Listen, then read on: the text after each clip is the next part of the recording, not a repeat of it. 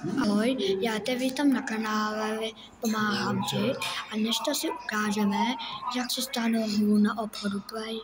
Nejprve půjdete na obchod Play a jak dá se stáhnout hru, to jsem dělal. A jak to odinstalovat? Tady máte odinstalovat, to dáte.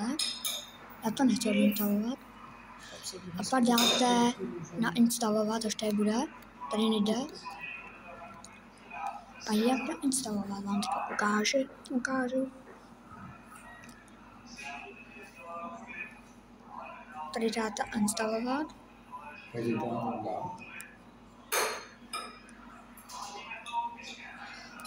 Pak počkáte, než se vám to nainstaluje, se musíte čekat do stovky.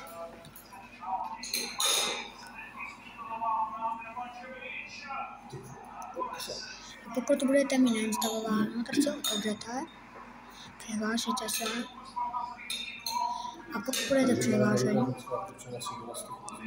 přihlášení, tak půjdete se podívat a záможete se zahovat.